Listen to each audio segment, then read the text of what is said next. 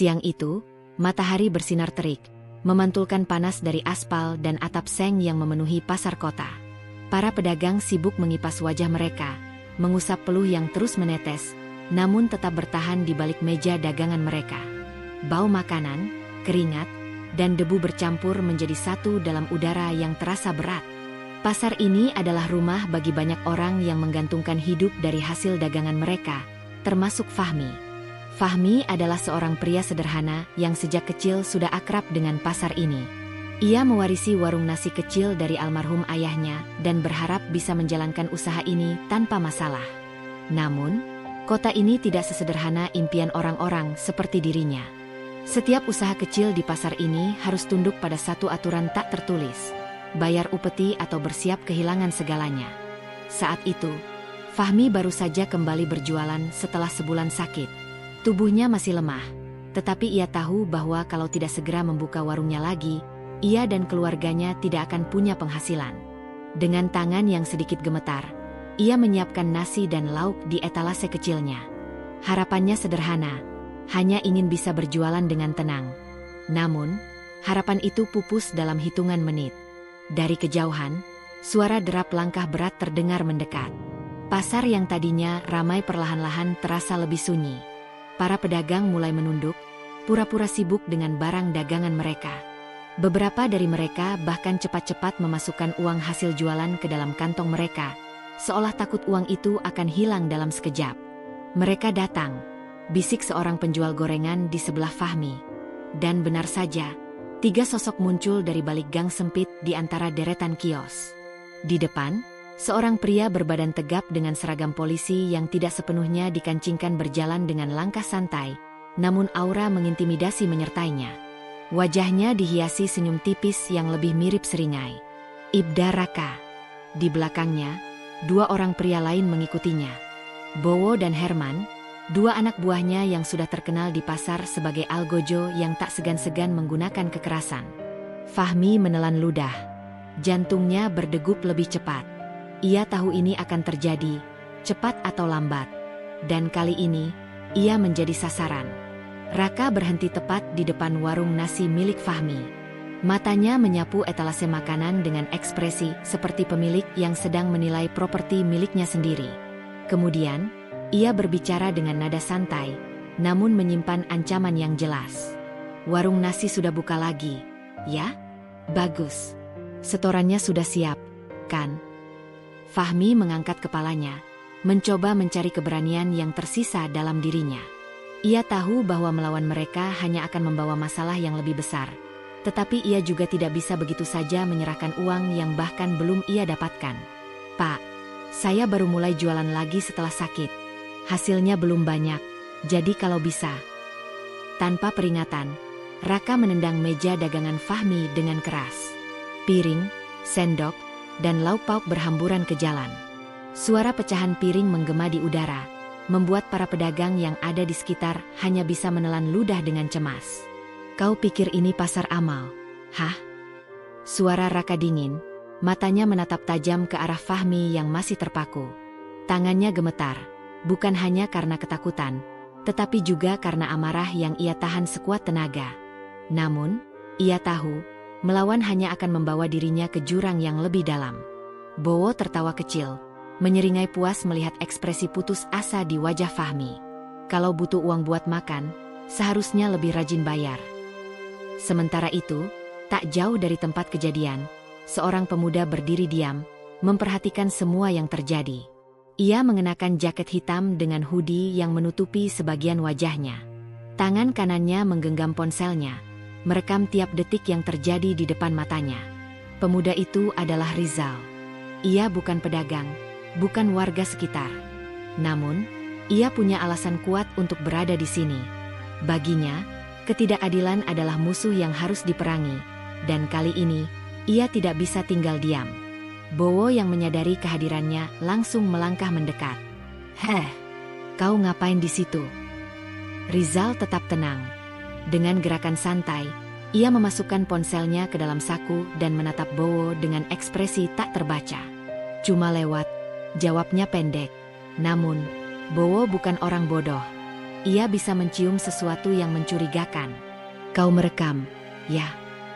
tanyanya dengan nada mengancam. Rizal tetap diam. Ia tidak takut, tetapi ia juga tidak ingin gegabah. Beberapa detik ketegangan melingkupi mereka. Herman mulai melangkah maju, bersiap menarik Rizal, tetapi Raka melambaikan tangannya, memberi isyarat untuk membiarkan pemuda itu pergi. "Sudah, jangan buang-buang waktu. Kita ada urusan lain," kata Raka, sebelum kembali menatap Fahmi. "Kau punya waktu sampai besok. Kalau tidak ada setoran, jangan harap bisa dagang di sini lagi." Setelah berkata demikian, Raka melangkah pergi, diikuti oleh Bowo dan Herman yang masih sempat melirik ke arah Rizal sebelum menghilang di balik keramaian pasar. Fahmi masih terpaku di tempatnya, menatap dagangannya yang kini berserakan di tanah.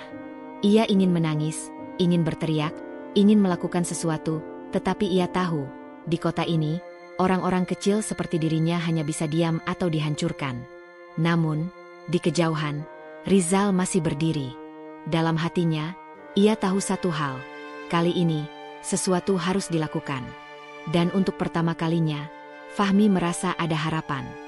Malam merayap perlahan, membawa serta hawa dingin yang terasa menusuk ke dalam warung kecil milik Fahmi.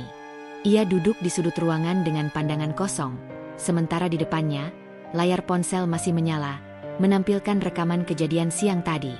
Dalam video itu, tampak dirinya yang tak berdaya saat meja dagangannya ditendang, makanan berserakan di tanah, dan gelak tawa sinis dari mereka yang berkuasa atas nasib para pedagang kecil. Bayangan penghinaan itu terulang di kepalanya, membuat dada terasa semakin sesak. Di sudut lain, seorang pemuda dengan ekspresi serius menatap layar yang sama. Ia tidak berasal dari lingkungan pasar, namun tatapan matanya menunjukkan kepedulian yang tak biasa. Tangan kanannya berulang kali menggenggam ponselnya dengan erat, seakan menimbang keputusan besar yang harus diambil. Dalam hatinya, ia tahu rekaman ini adalah bukti kuat, bukti yang bisa menjatuhkan penguasa bayangan di kota ini. Tapi ia juga tahu bahwa membawa bukti ini ke pihak yang salah bisa menjadi bumerang. Ketidakpastian menyelimuti warung yang semakin sepi. Langkah-langkah kaki di luar semakin jarang terdengar, sementara lampu-lampu jalan memancarkan cahaya redup yang membentuk bayangan panjang di antara ganggang pasar. Di ponselnya, pesan telah diketik. Kata-kata yang disusun dengan hati-hati, ringkas, namun penuh bobot. Permintaan untuk melaporkan pemerasan yang dilakukan oleh seorang perwira polisi terhadap pedagang kecil, disertai bukti rekaman yang akan menguatkan tuduhan. Jempolnya ragu-ragu sebelum akhirnya menekan tombol kirim. Keheningan yang mengikuti terasa begitu mencekam. Setiap detik yang berlalu seperti palu yang mengetuk dinding ketakutan di kepalanya. Tidak ada balasan. Tidak ada tanda-tanda bahwa seseorang di luar sana peduli dengan apa yang terjadi. 5 menit berlalu. 10 menit. Layar ponsel tetap kosong.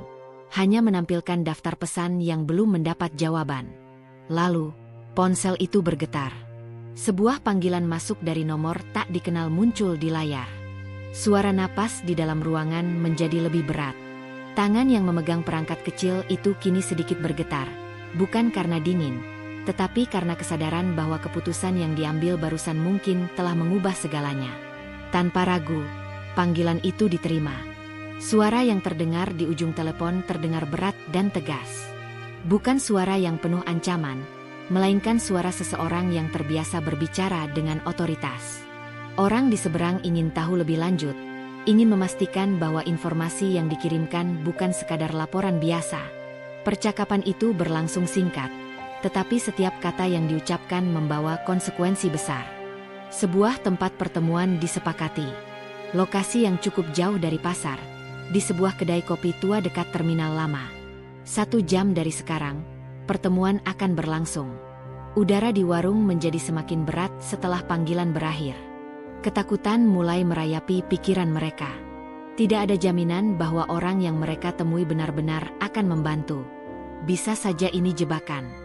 Bisa saja lawan mereka telah mengetahui gerakan ini, dan sekarang hanya tinggal menunggu waktu sebelum mereka datang mengetuk pintu warung dengan cara yang lebih kasar. Namun, mundur bukan lagi pilihan. Di tengah kedai kopi yang remang-remang, suara langkah kaki yang berat menarik perhatian. Seorang pria berseragam resmi melangkah masuk. Matanya tajam, mengamati setiap sudut ruangan dengan waspada sebelum akhirnya duduk di meja yang telah disepakati. Ia tidak menunjukkan emosi, hanya menatap lurus ke arah dua orang yang duduk di hadapannya. Pria itu tidak lain adalah Brigjen Arya, Kapolda kota ini. Di hadapannya, ponsel diletakkan, menampilkan video rekaman yang telah dikirimkan sebelumnya. Pandangannya fokus, memeriksa setiap detail dalam rekaman itu, sementara pikirannya mulai menganalisis situasi. Tidak ada reaksi berlebihan, tidak ada kata-kata yang keluar dengan tergesa-gesa. Hanya mata yang semakin tajam saat menyadari betapa dalamnya jaringan yang sedang ia hadapi. Diam-diam, keputusan telah dibuat. Pria berseragam itu tahu bahwa ini bukan sekadar kasus pemerasan biasa. Ini bukan hanya soal seorang polisi yang menyalahgunakan kekuasaan. Ini adalah bagian dari sesuatu yang lebih besar. Sesuatu yang telah mengakar di dalam sistem dan hanya bisa dihancurkan dari dalam. Tidak ada cara lain. Kapolda harus turun ke lapangan. Rencana mulai disusun. Strategi dibicarakan dengan cermat.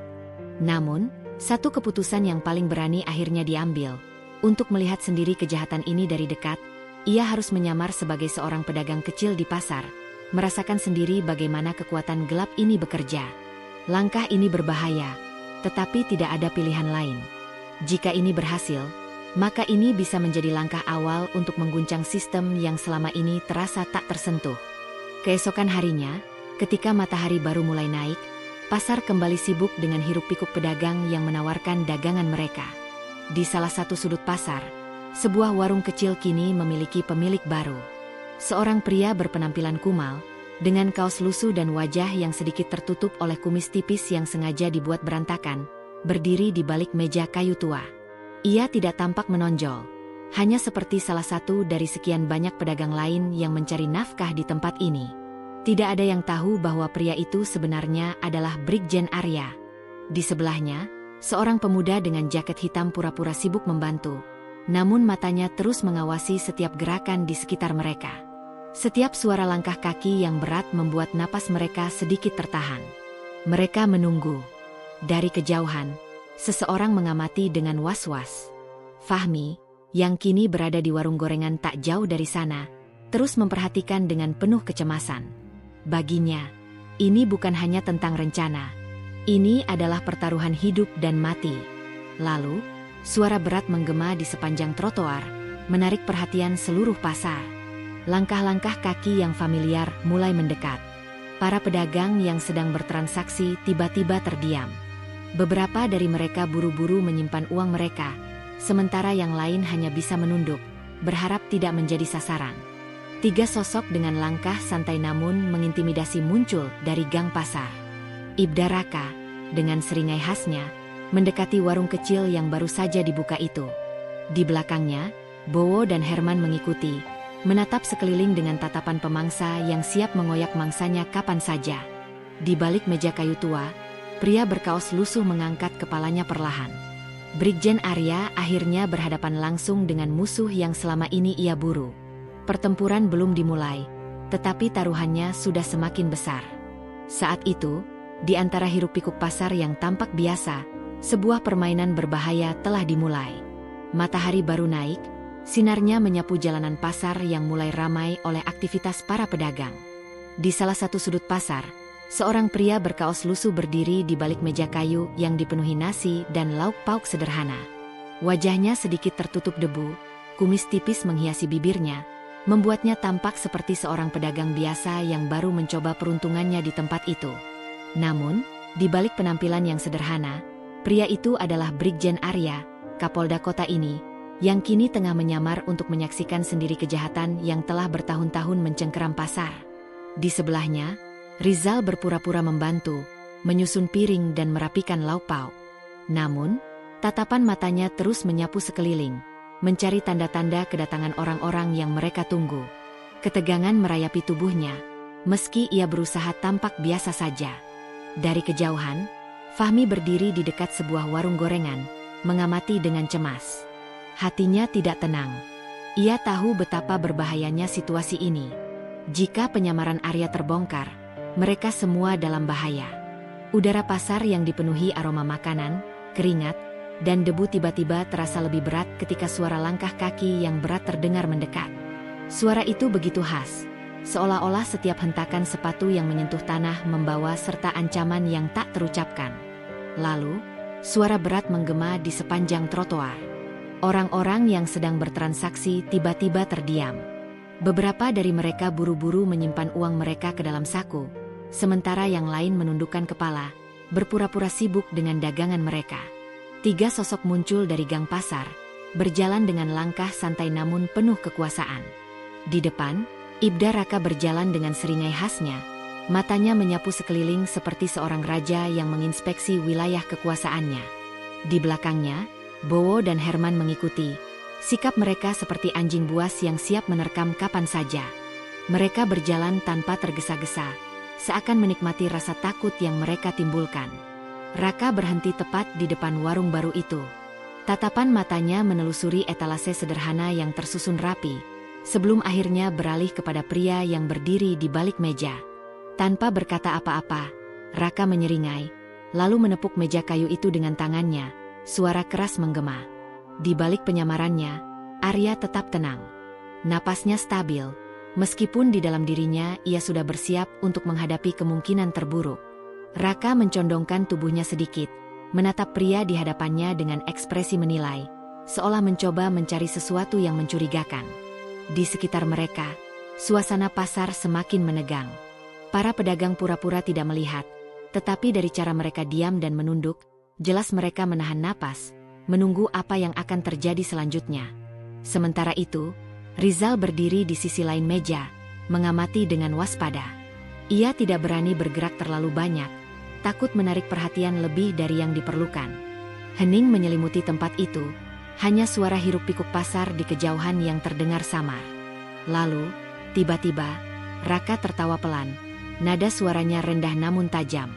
Bowo dan Herman ikut tertawa, meskipun tidak ada yang lucu. Mereka seperti menikmati permainan ini. Raka lalu melangkah mundur sedikit, sebelum akhirnya berkata dengan nada yang lebih serius.